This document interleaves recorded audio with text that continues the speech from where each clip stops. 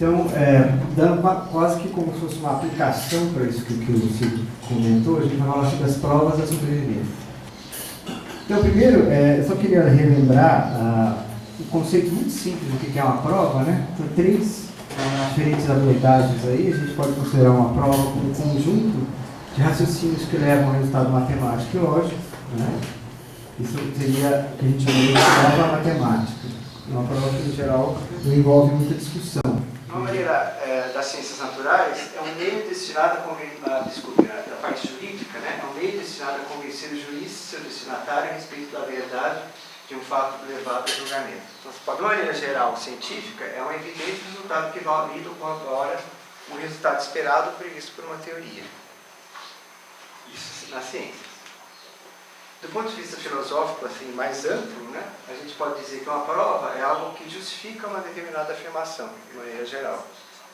Ela reduz o risco de se acreditar numa determinada afirmação e permite que a gente ganhe uma coisa interessante que chama certeza.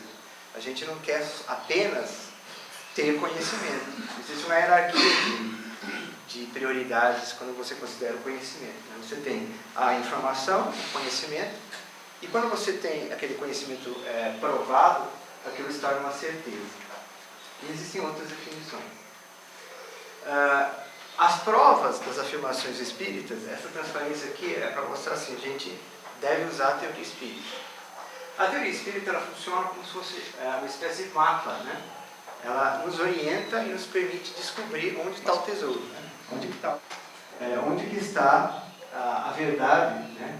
A ser conhecida a respeito de uma determinada afirmação.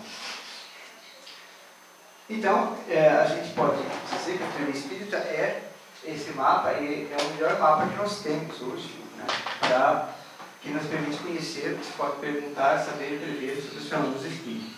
Essa frase de Kardec é uma frase bastante conhecida, e a gente podia ler de novo, né? Todo efeito tem uma causa, o poder da causa inteligente está na razão da grandeza do efeito. Essa é uma frase que, para mim, tem uma abrangência muito maior do que a mera aplicação, no caso, dos fenômenos espíritos. O que Kardec está dizendo aqui, ele está afirmando de maneira bastante forte, né, que uma causa inteligente gera um efeito inteligente. Ainda hoje em dia, essa é uma coisa que muita gente ainda pesquisa, né? Será que na natureza os sinais de inteligência, de aparente organização que a gente vê, está ligado a uma causa inteligente ou não? Será que a natureza consegue, sozinha, por causas aleatórias, se organizar e demonstrar inteligência? Então, uma coisa tem uma aplicação, uma abrangência muito grande. Quando a gente fala em provas sobre a sobrevivência, como a gente viu na apresentação do Silvio, a gente tem que considerar essa questão da diferença de domínio entre as causas materiais e causas inteligentes. Uma coisa que sempre chama atenção em toda a fenomenologia psíquica é que os fenômenos psíquicos, fenômenos mediúnicos, eles sempre se comportaram como processos de comunicação. Desde o início do espiritualismo, né, teve aquele fenômeno dos REPs, aquilo era um fenômeno de comunicação, como se fosse uma espécie de código Morse, né, quando existia o código Morse, mas era como se fosse alguma coisa inteligente emitindo uma informação para ser recebida e decodificada. Então, como o Silvio falou, a gente consegue perceber essa causa subjacente, que nós não temos apreensão direta, por meio das evidências fornecidas por esses que a gente chama de blueprints de identificação, que identificam a causa inteligente. Então, por isso que toda uma maneira de se aplicar, de fazer com que esse método tenha resultados práticos, é estudar os fenômenos de comunicação. Então, eu vou falar um pouco aqui sobre a questão da comunicação. O que é um processo de comunicação? De uma maneira bem simplista, né, a gente tem que, aqui na esquerda, né, muita gente acha que o processo de comunicação nada mais é que a troca de informação entre um emissor e um receptor. E essa é uma definição muito mecânica do processo. À direita, eu tentei sintetizar uma maneira mais abrangente de entender o processo de comunicação, levando em conta essas evidências do princípio inteligente, né, do espírito. É o processo através do qual dois seres inteligentes atingem um nível diferente de entendimento e compreensão a respeito de si de ideias, conceitos, emoções ou do ambiente que o cerca. Essa definição é muito melhor. Né? Embora a definição da esquerda, e acoplada com alguns teoremas de teoria de informação, ela seja suficiente para fazer com que a gente consiga desenvolver equipamentos que me permitem comunicar com as pessoas, por exemplo, telefone celular. O telefone celular é totalmente baseado em teorias que foram feitas para tratar o fenômeno de comunicação como uma mera transmissão de informação. Isso é bem claro. Não interessa para quem está desenvolvendo um dispositivo de comunicação se do outro lado da linha tem alguém que está chorando ou não, se tem alguém gritando, se alguém simplesmente falando um idioma ou transmitindo uma mensagem qualquer. Então é irrelevante. Só que, do lado de cá, a gente tem todas essas evidências, esses blueprints, que identificam a causa que está inacessível. Então é por isso que a gente tem que considerar essa outra definição aqui. Então, quais são os estados mentais? Isso aqui é uma lista mais abrangente, possível forma de sentimento, vontade, inteligência, assim por diante. Essa é apenas uma divisão um pouco mais precisa, né? Quando se fala em sensações, cognições, emoções, percepções, estados de quase percepção. Né? A gente sonha, a gente tem imaginação, a gente tem alucinações, e assim por diante. Então, isso são fenômenos, né, que atestam essa causa inteligente. Estados conativos, que são intenções, desejos. Então, todos esses estados aqui, eles estão explícitos ou implícitos no processo de comunicação. Portanto, desenvolver um método para estudar isso, é a gente começar a ver como que a gente pode extrair do conteúdo da mensagem esses estados. Então, isso atesta a existência de uma causa extrafísica que eu não tenho contato direto, mas que eu infiro a partir dessas manifestações que aparecem através da comunicação. Agora eu já entro na questão aqui da psicografia. Né? Existe uma parte dessa trecho aqui, no livro dos médiuns, que Kardec fala sobre a importância da psicografia. Eu acho que vale a pena a gente ler. Ele diz assim: de todos os meios de comunicação é escrito o mais simples, o mais cômodo e, sobretudo, o mais completo. É para ela que deve entender todos os esforços, pois que permite estabelecer com os espíritos relações tão continuadas e tão regulares quanto as que existem entre nós. Devemos a ela ligar-nos tanto mais quanto é tal meio aquele pelo qual os espíritos melhor revelam sua natureza e seu grau de perfeição e inferioridade.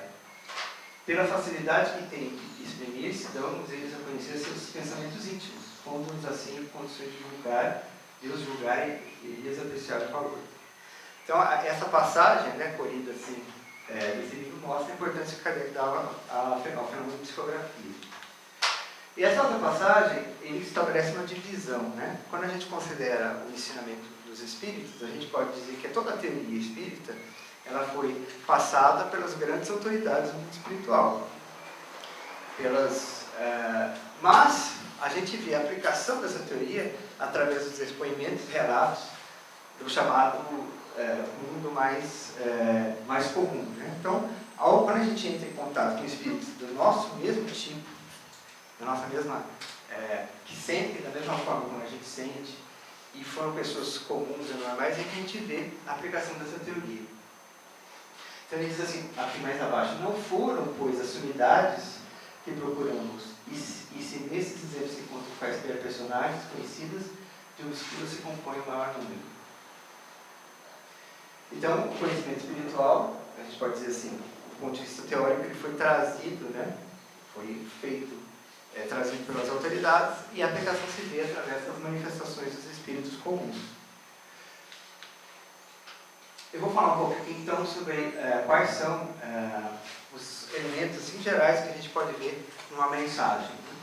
Isso é uma coisa mais ou menos conhecida pelos especialistas em linguagem, né? Toda mensagem, principalmente se ela for falada, se ela for transcrita, eu tenho um novo meio, né? Uma diferença de meio aí entre falar, eu estou transmitindo a mensagem aqui e vocês estão ouvindo, o meio não importa muito, como a gente viu. Mas se a gente considerar uma mensagem escrita, também uma mensagem falada, ela tem esses 5 elementos principais. Existe a questão morfológica, no caso da mensagem falada, ela é um elemento fonético, né? A parte fonética. Ele tem o aspecto de sintaxe, que diz respeito às estruturas linguísticas, aquela coisa chata que a gente aprende em geral quando tem aula de português, né? Tem o aspecto semântico, que diz respeito ao significado das expressões. Tem um aspecto pragmático, uma coisa que às vezes não aparece muito, a gente não raciocina muito, mas é uma coisa que a gente usa muito, que é quando a transferência de informação não depende daquilo que está explicitamente escrito ou aparece, né? Eu vou dar um exemplo de pragmática, que eu sempre gosto de dar, quando a pessoa tem um pneu furado e ela chega pro cara do posto e mostra o pneu está furado, né? Então existe um contexto ali, né? E essa frase indica para o frentista do posto que eu quero que o pneu seja trocado. É diferente se eu chegar, por exemplo, uma pessoa qualquer ainda na rua, ou, por exemplo, alguém que esteja pedindo carona, né? Alguém está pedindo carona e eu chego para ela e falo, o pneu está furado. Ela vai interpretar o quê? Que eu não quero dar carona para ela, certo? Que o pneu está furado.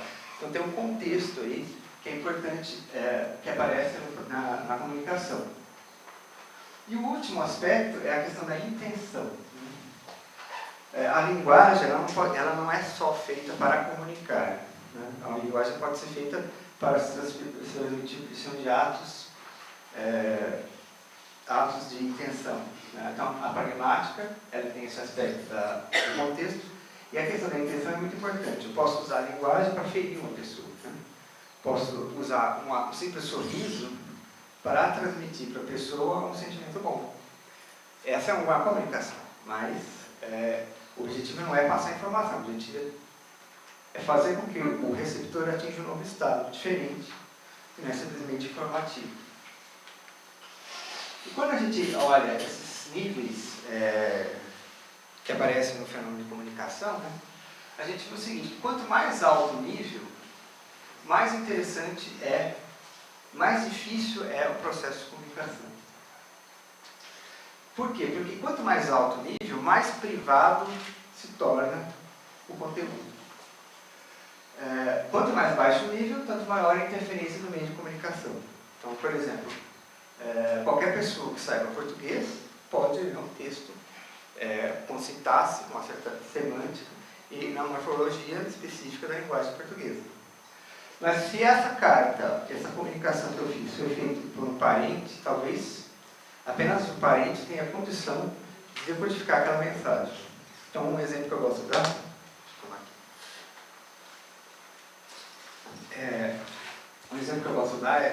eu vou com um amigo meu, vai para a Austrália, e ele sabe que eu detesto a Austrália. Eu não tenho o menor interesse de conhecer o continente australiano. Eu podia ter usado o continente, podia usar o caso da Austrália. Então ele escreve para mim por e-mail, por exemplo, usando uma carta, qualquer que seja ele, dizendo: olha, na Austrália existem praias maravilhosas, os australianos são pessoas maravilosas, eles gostam de estrangeiros. Uma pessoa que pegar aqui e ler aquela carta, ela vai achar que ele está simplesmente fazendo uma descrição de como que a Austrália é.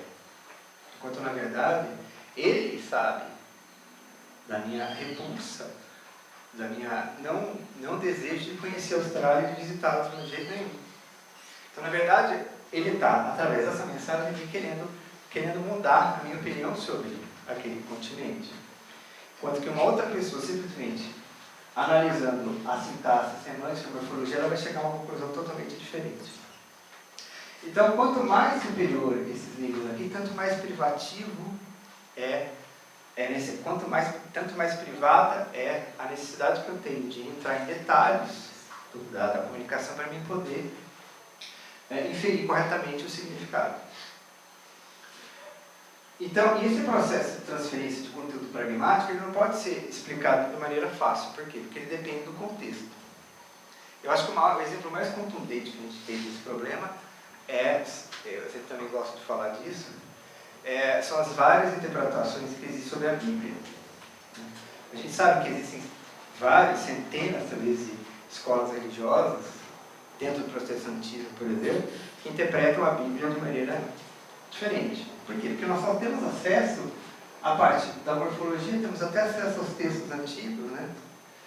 Temos conhecimento da sintaxe. Quando entra na semântica, a semântica que nós temos hoje já começa a ficar difícil, porque o conhecimento daqueles termos, ele vem por inferência ou comparação de obras históricas antigas.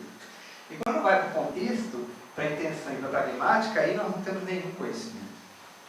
Então, o que acontece? Muitos dos textos do Velho Testamento, principalmente, também no Novo Testamento, eles ficam perdidos, né? Então, cada um interpreta do jeito que quer, como se diz, porque a pragmática é a intenção. Cada um interpreta do jeito que quer. Esse significado mais específico, né? Mais detalhado, quando a gente considera os textos históricos, como da Bíblia, por exemplo.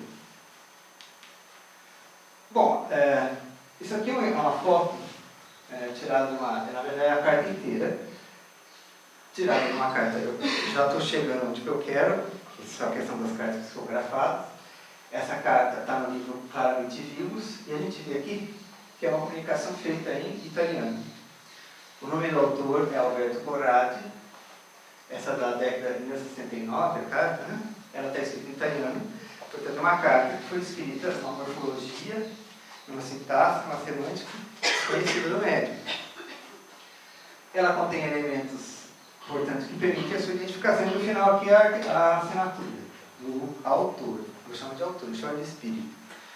Como o Silvio disse, ninguém vê espírito, certo? Então ninguém tem acesso a espírito, eu chamo de autor.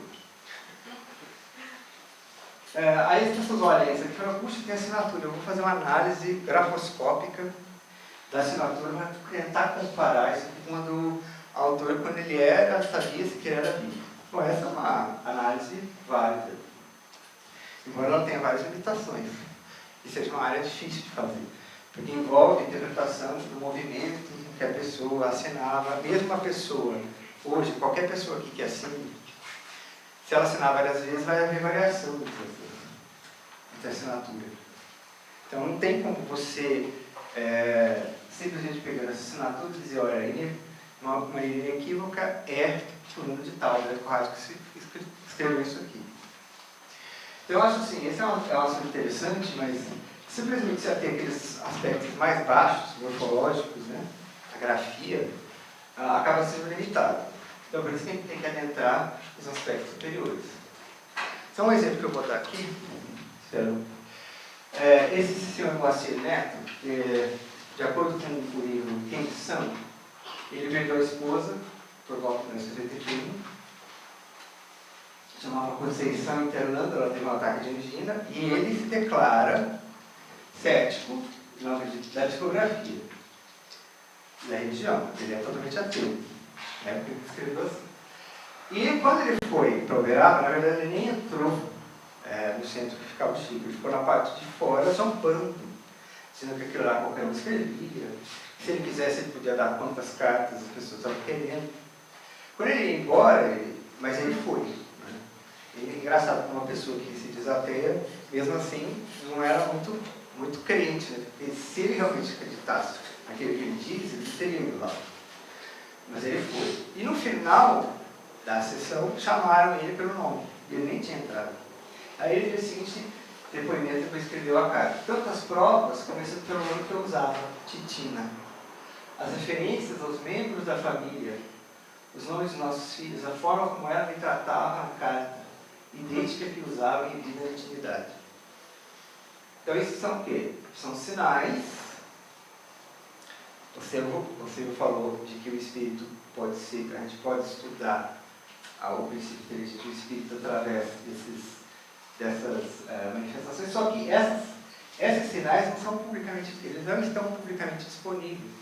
Não é qualquer pessoa que identificar naquela carta que aquela era Conceição internando. Apenas o marido podia fazer isso. Porque ele passou a vida inteira com ela. Ele sabe uma vida inteira, às vezes, com uma pessoa que precisa aprender todos os segredos que aquela pessoa tem. Né? E que não aparece. Assim, ele sabe que é um ser vivo, um ser humano, provavelmente tem um espírito. Mas, a ponto de você identificar a autoria, exige um pouco mais de tempo. E tem mais exemplos. Aqui, para a gente não perder tempo, eu vou citar o Wagner Augusto de Souza, que é um trecho da mensagem, faz uma citação à vovó GG, que é um apelido de um parente desencarnado. Então, essa é uma outra sinal de identificação que a gente vê nas cartas, que é a referência a parentes desencarnados. Só que o nome deles não é também publicamente disponível, porque não existe nenhum cadastro, né, que traga o apelido da pessoa. Por exemplo, evidências pragmáticas. A nossa Maria Clara desejava receber alguma notícia do nosso trabalho. Algum parente desse Luiz Antônio Biasi, acho que uma prima dele estava presente, ela queria muito que ele a citasse. Então ele faz referência explícita lá. Só que isso não é público. Era apenas um desejo de alguém.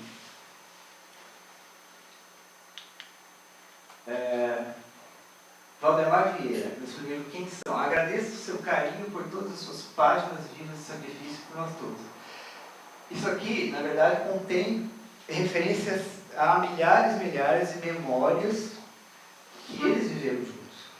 Não é simplesmente uma frase, eu estou apenas agradecendo o seu carinho, uma coisa banal. É uma referência a uma situação vivida por vários anos. E nessa carta do Valdemar Vieira, que é interessante, né? É que no final da carta ele escreve: deixando o mundo de abrolhos, guardo-te a bênção divina, a menina de meus olhos, nos olhos dessa menina. Aí o pessoal que me entrevistou soube depois que ele havia escrito 50 anos antes o seguinte poema: ó que olhos menina, ó que menina de olhos. Esses seus olhos meninas são as meninas dos meus olhos.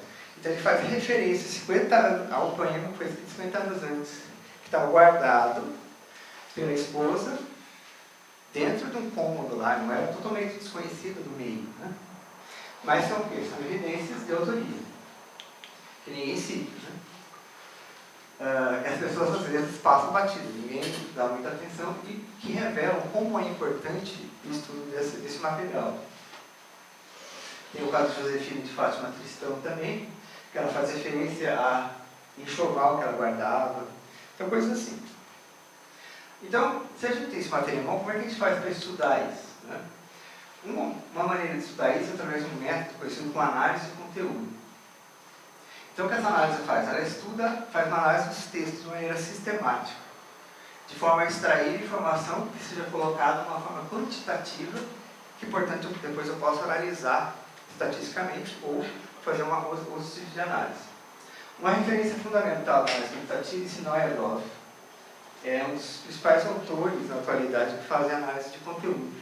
Você pode fazer análise de conteúdo não só de mensagens escritas, mas de filmes, documentários, material antigo e assim por diante. Então, como é que a gente começa? O problema é o seguinte: as cartas, elas estão espalhadas através de várias referências. A gente sabe o seguinte: aqui eu tenho uma coleção de autores e aqui eu tenho uma coleção de médicos. Então, eu coloquei alguns médicos aqui conhecidos. A gente sabe que um dado autor pode se comunicar por mais de um médium, né? Isso pode acontecer, mas em geral o que acontece, por questões que não são interessantes discutir agora, é que vários espíritos podem se comunicar, vários autores, né, podem se comunicar através de um mesmo médium. Isso é o que mais comum acontece. Então, eu tenho autores, um médium que produz uma carta. Essa carta, ela é publicada em referências, certo? Então a situação presente que a gente tem é essa aqui. Eu tenho autores, eu tenho na verdade os livros só. O que é, a gente consegue ver e tocar são só os livros. Porque os autores, eles só são acessíveis por meio das cartas. Alguns médicos também. Então eu só tenho isso aqui. Então o que eu faço? Para começar o processo de análise, a primeira coisa que eu tenho que fazer é catalogar tudo isso, certo? Então o que eu vou fazer aqui é uma coisa muito simples. Eu vou criar um número de identificação para cada autor, um número único, pode ser um número inteiro, por exemplo. Começa em 1. Então eu começo a catalogar o primeiro autor, o segundo, escrever o número inteiro. E assim por diante. E os médios também. Eu tenho vários médios que eu posso usar nessa coleção aqui. As cartas para cada autor Eu sei a autoria, então eu dou um número único também. E os livros também eu dou um número único. Então o que eu faço? Eu posso criar uma referência catalográfica geral, que eu chamei de médium, autor, carta, referência. Então isso é o que a gente pode deixar um sistema de classificação geral para cartas psicografadas. Esse é o primeiro passo que a gente precisa dar antes de fazer a análise. Porque não adianta começar, como vocês viram, eu tenho uma quantidade muito grande de material, depois eu vou falar a quantidade. Só que tudo isso está espalhado, não está disponível, em vários livros. Algumas cartas estão repetidas, assim por diante. Então, se eu fizer esse processo aqui, eu tenho um número único que me permite identificar uma carta. Com isso eu consigo saber, olha, esse autor aqui, quantas cartas ele escreveu? Mas ele escreveu por quantos médios? Foi só esse ou teve algum outro? Então, a ideia é que eu teria um processo de catalogação geral. Aí a questão da análise. Uma vez que as cartas estão lá, eu preciso analisar, certo? Uma carta ela tem atributos que são identificados por avaliadores humanos. Por que eu não posso usar o computador? Porque o computador não tem sentimento. O computador é uma máquina. Ele não tem aquele outro atributo lá que é o espírito. Então eu tenho que usar um avaliador humano. Então não serve o computador. Os atributos, eles podem ser numerados. Então para cada carta eu tenho uma coleção de atributos que eu também posso numerar. Então, portanto, eu posso criar um acervo enorme de referências a esse conteúdo por meio de um processo de análise. Esses atributos, eles caracterizam, descrevem, se eu fizer um trabalho direito, eles descrevem o conteúdo daquela carta. E o que acontece se eu usar mais de um avaliador? Se eu usar mais de um avaliador, se eles são avaliadores, como a gente diz, né? Tem a questão do dado honesto, né? Se eles são honestos, eles vão chegar às mesmas condições. Né? Mas pode acontecer que não, porque os avaliadores são humanos. Então eu preciso de um processo de avaliação. Eu preciso de treinar os avaliadores de tal forma que eles saibam ler na carta aquilo que de fato a carta está dizendo. E se eles não fizerem isso, então eu tenho que adotar um certo procedimento. Por exemplo, eu posso excluir um avaliador. Ou eu posso retreinar o avaliador, e assim por diante. Então, isso aqui, bom, de novo, cada avaliador também pode ter um número, certo? Então, cada análise que ele fizer, se eu juntar com essa aqui, eu tenho, então, essa associação cria uma instância de análise, que eu posso guardar, armazenar, deixar para as futuras gerações. Caso outras pessoas queiram repetir esse processo de análise com outros objetivos. Então, isso aqui é o que a gente chama de processo de análise de cartas, um processo de catalogação, que vai até aqui. E aí, quando eu junto avaliadores humanos, eu tenho um processo de análise. Com isso eu consigo o quê? Eu consigo levantar de uma forma sistemática esses símbolos, esses sinais, essas evidências da sobrevivência. Então, isso que a gente começou a fazer aqui, de maneira bem rápida, vou passar,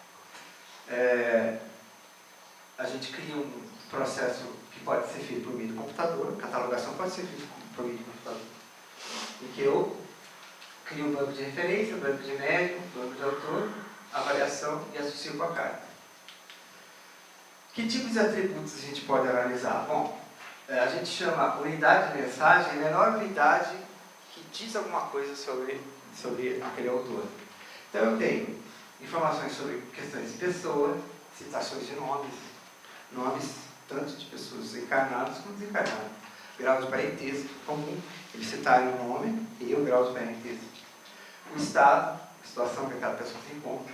Eu tenho referência a datas, eu tenho referência a lugares, eu tenho referência a fatos que só são conhecidos pelos receptores.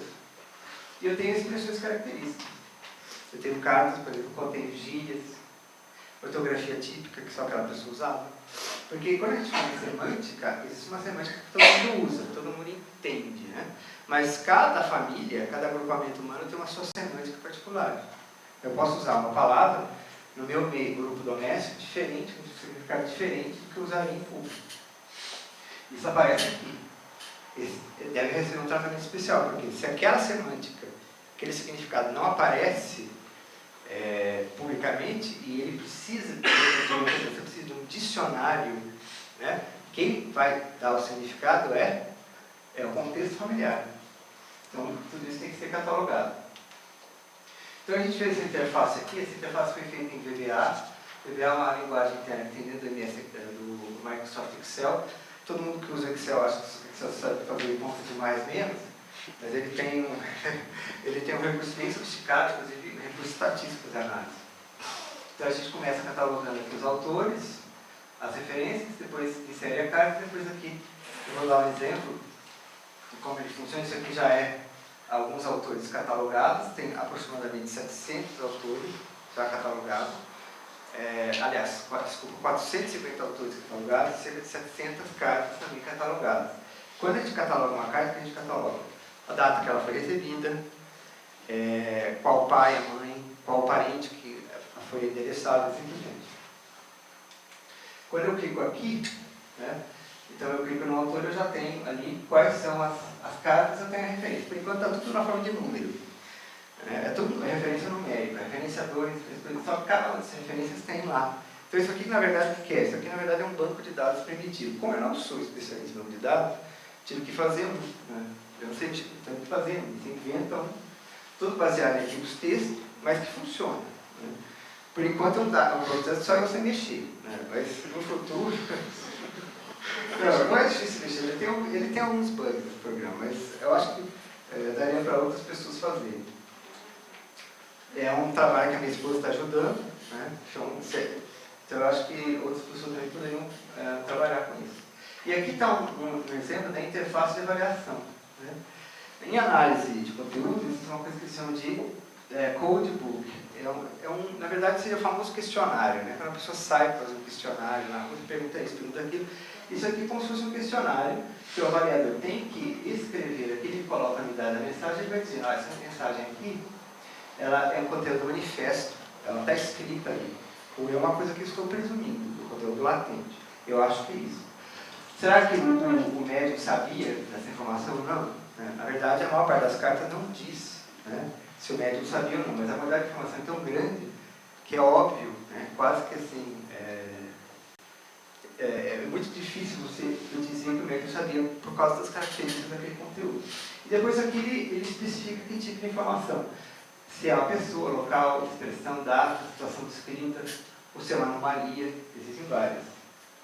Informações que parecem, que são informações estranhas que aparecem na carta e que depois foram confirmadas. Para esse estudo ter validade, lembra que eu coloquei vários avaliadores. Né? Então, uma vez que a gente tiver essa avaliação feita por várias pessoas que levantam todo esse conteúdo difícil de você transmitir de uma maneira direta, a gente precisa fazer a validação disso. Isso é feito através de um teste de confiabilidade. Então, existem várias medidas numéricas, uma vez que tudo isso está tabulado, isso era um conteúdo que estava escrito. Ele passou a ser tabulado. Se ele passou a ser tabulado, ele pode virar um número. Se ele virou um número, eu posso analisar. Aí fica fácil, aí a gente se diverte aqui. Quem gosta de Excel, gosta de estatística, vai fazer um monte de coisa. No ano passado a gente apresentou aqui uma análise bem inicial, né, de algumas cartas, e aqui eu estou apresentando aqui, na verdade, é a evolução desse conceito, que pode ser aplicado para outros médicos também. Então, nessa análise, a gente divide conteúdo manifesto, conteúdo latente. A gente roda assim, primeiro a gente codifica, né, faz a classificação, depois o piloto de avaliação, e depois a avaliação propriamente dita. Onde a gente está, está mais ou menos aqui. Ó. Já passou da metade, mas logo a gente chega no final. E aí já vai estar disponível o cadastro. Né? A gente tem que, no piloto, a gente faz essa análise, né, de quais os avaliadores, os inspetores que estão com problema.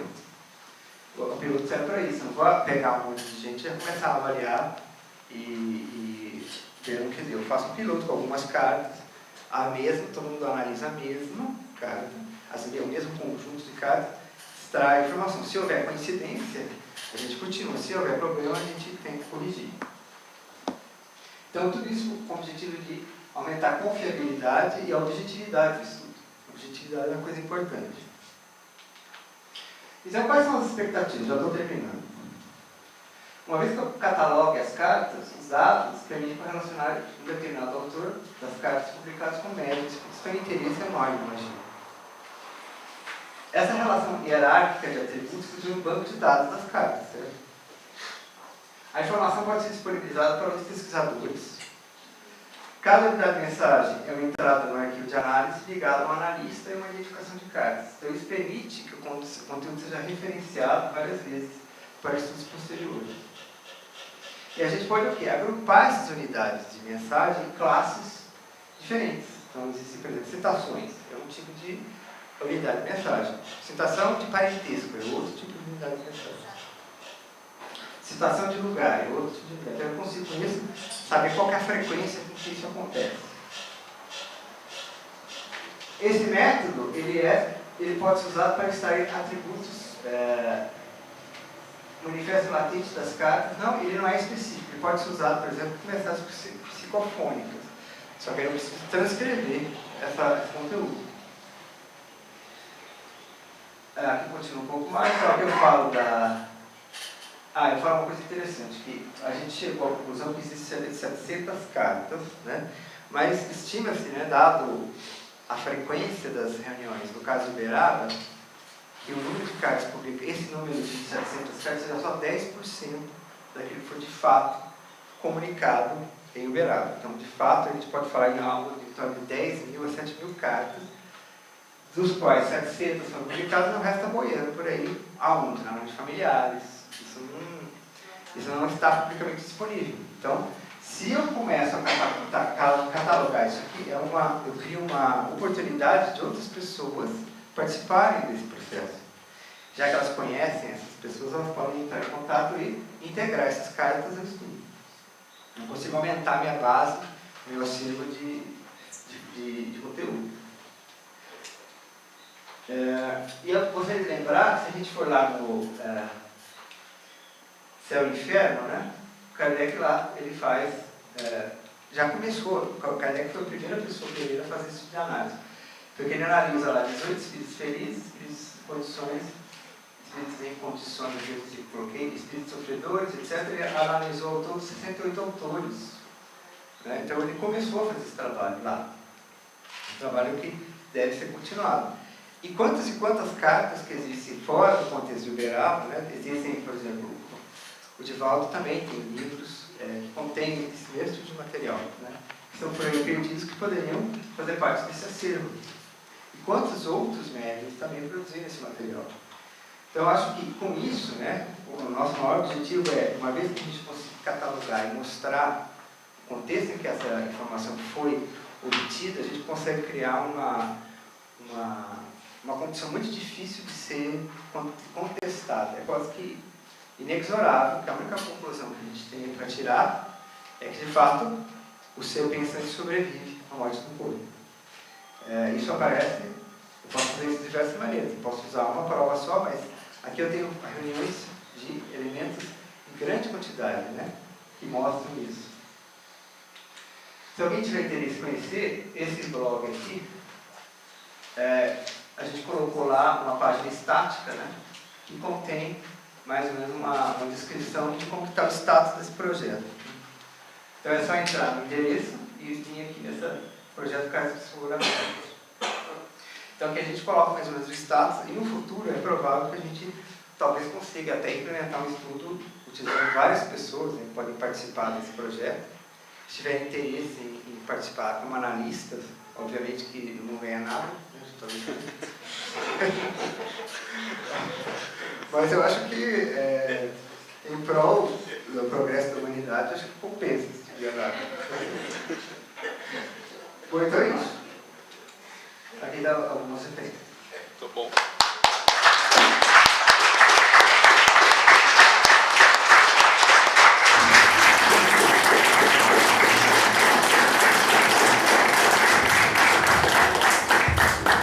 Muito bem, então nós abrimos agora com perguntas.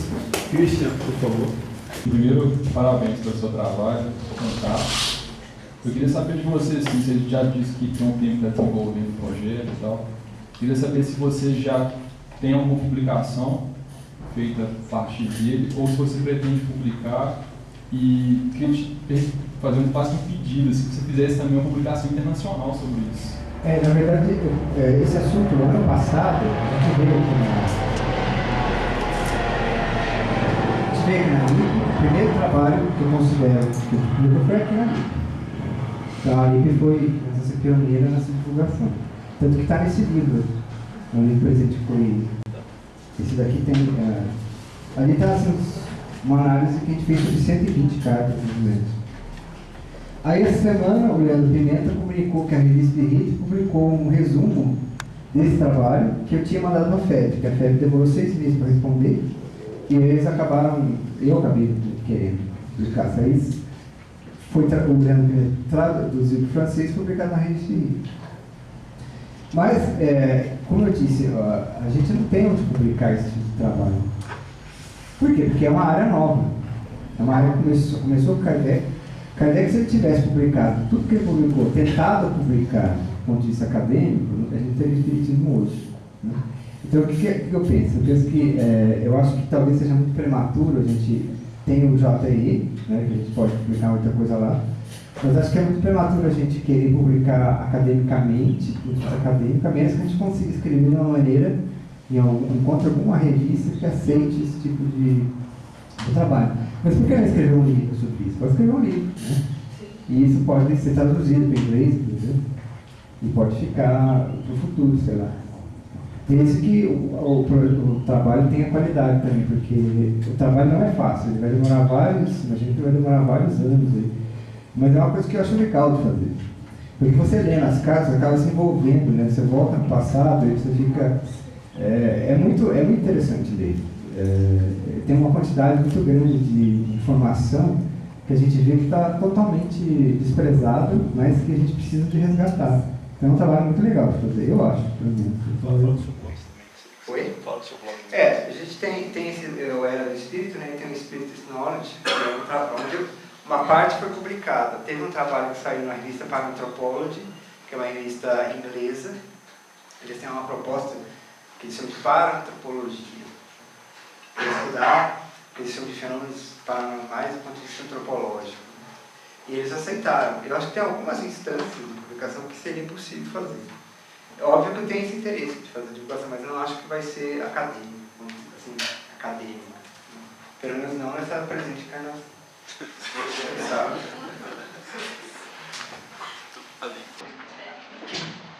Eu achei interessante as suas palestras, muito interessantes. E sobre esse tipo de estudo em amostragens, né? Faz uma redução assim do lado geral, generalizante, até o bem particular, quando cada carta emite informações assim, bem singulares, vai além do particular, é singular daquela pessoa, daquela família, né? Exato. Então são coisas assim, muito interessantes nesse nível, porque entra num grau assim, de subjetividade psicológica, né? É a ciência da psicologia, que é a única ciência que estuda a subjetividade.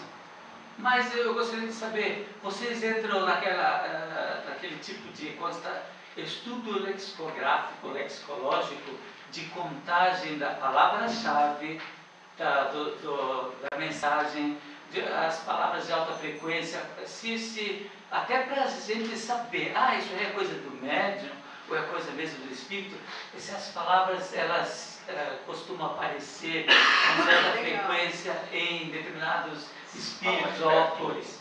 Esse estudo, ele existe, né? Assim como mensagens normais. Você conta quantas instâncias de verbos aparecem, ou quantas referências a determinados substantivos, mas não é o nosso escopo.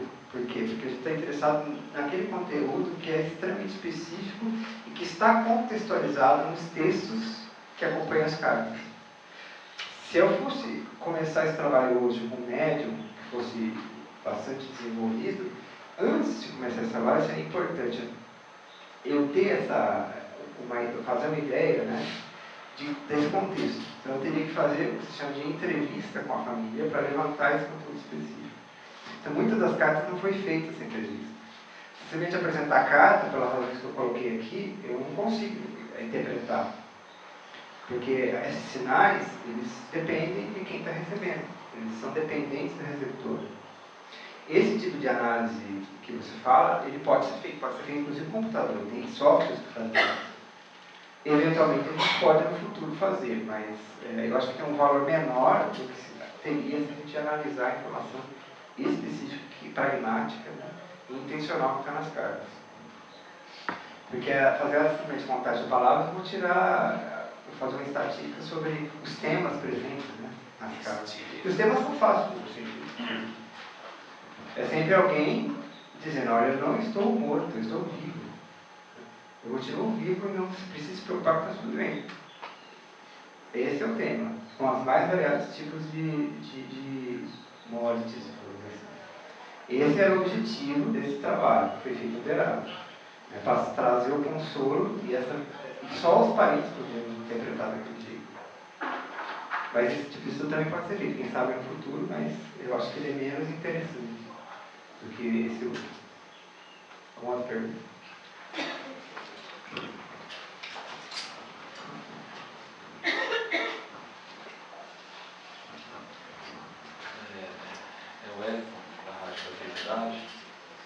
Eu achei o trabalho extremamente interessante, grandioso, né?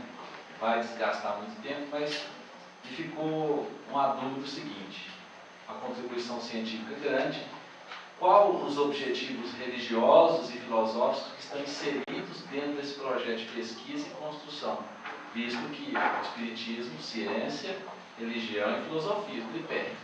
A ciência para mim ficou clara, mas eu não consegui perceber aonde vai cair a filosofia e a religião. Eu acho que para a maior parte dos espíritos e principalmente os fanáticos, isso tudo é inútil. Porque a pessoa ela é inútil, porque a pessoa acredita na sobrevivência. Eu me lembro da dificuldade que o professor Ian Stevenson tinha em estudar a reencarnação na Índia, porque ele falou assim, mas por que você quer estudar? Todo mundo reencarna. Não tem nada com isso. E quando ele estava nos Estados Unidos, ninguém achava que ia estudar porque não existe. Então a gente estava. Concorda? Então, assim, para quem acredita na sobrevivência, que já tem isso bem estabelecido, talvez o estudo seja interessante como um reforço. Né? Mas tem alguém, né, um público que está no meio termo, que ele não sabe bem se ele acredita, se não, olha, eu ouvi falar, e é bastante gente que está nessa situação. Muita gente que não acredita em nada, que diz que não acredita em nada, na verdade não sabe. Como aquele caso daquele cético lá, materialista, que ele não acreditava, mas ele foi operado. Então eu acho que esse estudo, ele serve para esse tipo de público, para esse tipo de pessoa que está nessa dúvida, e quando ele lê, ele fala, nossa, tem tudo isso. Então, e não está explícito, você pega os livros com as cartas, você lê, você consegue entender que tem aquele conteúdo. Mas isso não está, eu acredito que não está colocado de uma maneira mais sistemática, por isso que eu acho que é importante fazer. É importante levantar e talvez publicar todo esse conteúdo, pelo menos se for na forma digital, né, através de uma maneira que eu consiga acessar, carta fulano de tal, tem isso daqui. E aí a gente consegue mostrar o quão grande é a quantidade dessa informação. Vai ficar muito difícil para simplesmente usando argumentos simplistas, né, céticos, você isso aqui é inventado, é muito difícil. Então, eu acho que esse é o maior objetivo do trabalho. Fazendo isso, acho que já vão estar cumprindo com esse objetivo de demonstrar, ou pelo menos mostrar algumas evidências, né, muitas evidências sobre a sobrevivência. É importante. Acho que é mais ou menos isso. Só, se me permitir um comentário rápido, acho que a grande proposta dele, o Espiritismo como Consolador, ele mostra a realidade espiritual. E esse trabalho que você faz, ele está extremamente ligado à comprovação da realidade espiritual. Então ele age como consolador e atinge o aspecto que efetivamente a proposta espírita ela atua, né? Então o seu trabalho é extremamente feliz nesse sentido. Muito bem. Mais algum comentário? Sadi. Oh, desculpa, Seni. Sami. E vocês com esses nomes, a diferença? Seni, desculpa. Sim. Seni. Se eu não estou enganado, o ano passado nós tivemos um companheiro nosso aqui, me parece que do Paraná, se eu estiver enganado, alguém souber melhor do que eu, me corrija, apresentando um trabalho bastante interessante também, relativo à psicografia, onde ele se propunha a fazer um exame grafológico, tá? Você se referiu à assinatura de uma das cartas, inclusive, exame grafológico das assinaturas, né? Isso estaria inserido no seu trabalho também, ou isso estaria totalmente fora de contexto na sua proposta? O trabalho é do Sandro Fontana, do Rio Grande do Sul, né? O trabalho do Sandro é um trabalho muito interessante, mas como eu falei, ele pega na parte da morfologia da letra. Como eu mostrei para vocês, eu acho que é possível você mostrar, e quando você lê, principalmente aquelas cartas cujo facsímile foi publicado, você consegue ver a assinatura. Então existe uma certa semelhança. Mas o próprio Sandro já falou para mim que ele considera muito difícil de fato porque é possível você criar modelos matemáticos que mostram que a sua assinatura é diferente da sua própria assinatura, porque a própria pessoa consegue assinar de maneira diferente. Ao longo do tempo, que a assinatura eu vou pegar quando ela era criança, quando ela era adolescente, quando ela era adulto, muda, né? Então é uma evidência que eu considero interessante e forte, mas eu acho que a evidência conhecida pelos sinais e símbolos linguísticos, principalmente semântica e pragmática, ela me parece mais contundente, né, do que simplesmente a evidência grafoscópica. Eu acho que é um estudo interessante, que ele complementa esse estudo aqui. Ele complementa, mas é algo que pode ser feito, é um estudo interessante, né? Ele pode ser anexado aqui com uma informação a mais. Aí as pessoas olham isso aqui e falam, puxa, tem assinatura, eu vou fazer uma análise grafoscópica da assinatura para tentar comparar isso aqui quando o autor, quando ele sabia se ele era vivo. Bom, essa é uma análise válida, embora ela tenha várias limitações, e seja uma área difícil de fazer, porque envolve a interpretação do movimento com que a pessoa assinava, mesmo a pessoa, hoje, qualquer pessoa que assine, se ela assinar várias vezes, vai haver variação entre a assinatura. Então, não tem como você simplesmente pegar essa assinatura e dizer, olha, uma maneira equívoca fulano de tal, com o objetivo de aumentar a confiabilidade e a objetividade do estudo.